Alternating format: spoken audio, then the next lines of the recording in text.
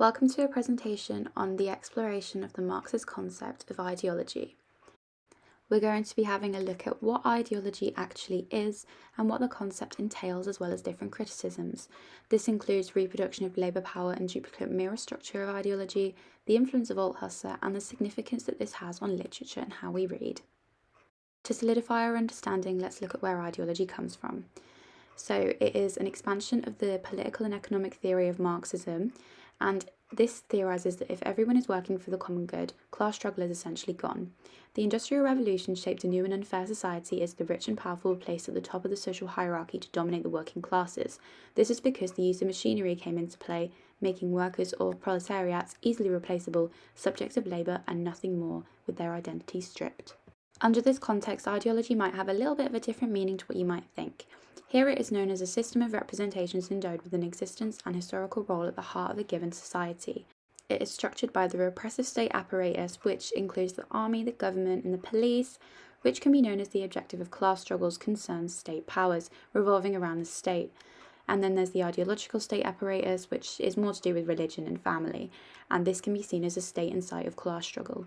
We're going to be talking a lot about Louis Althusser, the man behind the distinction between state power and state control, as well as the two different theses that come from this theory of ideology. While Thesis 1 states that ideology is nothing insofar as it is a dream, Thesis 2 leans more towards ideology having a material existence, with people being subjects functioning in practical rituals of everyday life.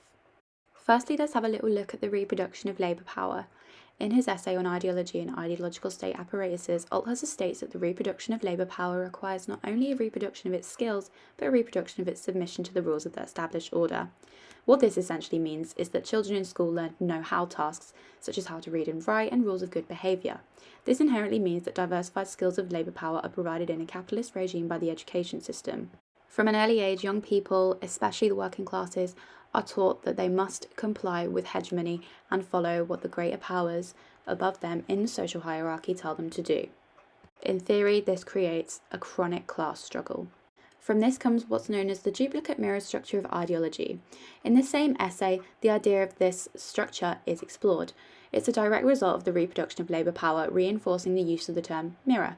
The duplicate mirror structure places individuals as subjects, leading to a mutual recognition of subjects and subject recognition of each other, and subject's recognition of himself, with an absolute guarantee that subjects behave accordingly to what they are. This is a direct result of the reproduction of labour power, as the ability to easily replace workers subconsciously roots the subject into their place in society. There are a few different types of ideological criticism, which help to understand the impact on literature. We'll be looking at Leninist criticism, Engelsian criticism, and last but not least, how this led to Althusser and his influence and his theories around ideology. We're going to start off with Lenin, who was a leader of the Soviet Union around the early 1900s. Lenin stated that literature must become part of the organised, methodical and unified labours of the Social Democratic Party, effectively meaning that experimentation in literature was banned. For example, Joyce's Ulysses was banned in 1934, with Congress dubbing it a heap of dung crawling with worms. And following this came the imposition of socialist realism, meaning that art was explicitly committed to the political cause of the left. This then led to the criticism of vulgar Marxism in the 1930s, which kept writers contained in the intellectual limits of their class. Again, this is only reinforcing class struggle and trying to suppress the knowledge of those in the lower classes so that they cannot overtake the hegemonic lead of those in power at the top of the social hierarchy. Next up, we're going to be having a look at Engelsian criticism. Again, these all come from Marxism. He was the one who wrote the Communist Manifesto alongside Karl Marx, and this concept kind of flourished from the 1930s onwards, key ideas including the need for close formal analysis of literature, and the criticism is closely linked to what's known as defamiliarization, which steers us away from any notion that literature simply mirrors reality in a documentary way.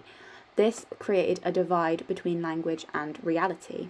It was therefore becoming harder for readers to differentiate between literature and real life and apply what they read to real life, again, kind of suppressing their knowledge of society.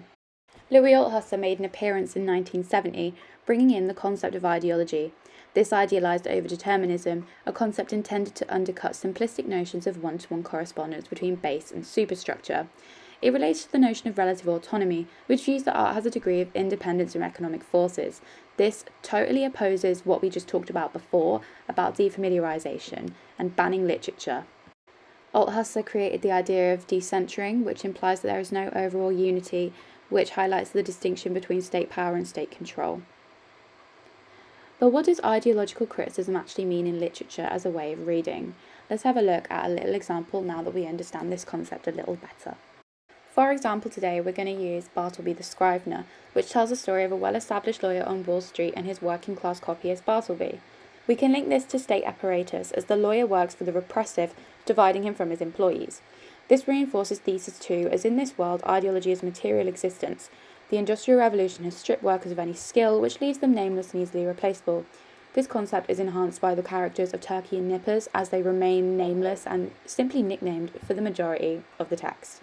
The lawyer's employees are his characters, as under the capitalist society he's allowed to thrive at the top of the hierarchy, while his characters are used and abused. Bartleby does try and rebel against this by simply stating, "I would prefer not to," when asked to complete any task.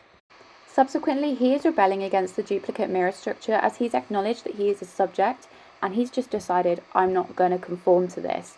I'm going to rebel against society and the know-how lessons that he would have been taught from an early age about how he was going to be below, how he was going to live in this capitalist society, and the ideological state apparatus would leave him at the centre of class struggle by the repressive."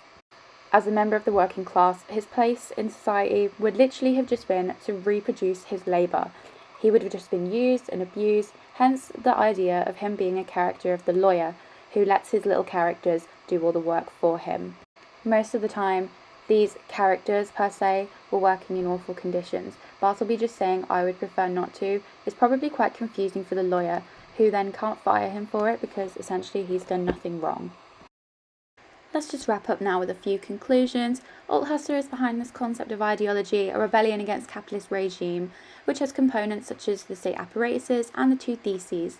Other critics did have opinions on gatekeeping literature and banning experimentation too, and now we can use these theories and concepts as an insightful way of reading. I hope this presentation was enjoyable and informative.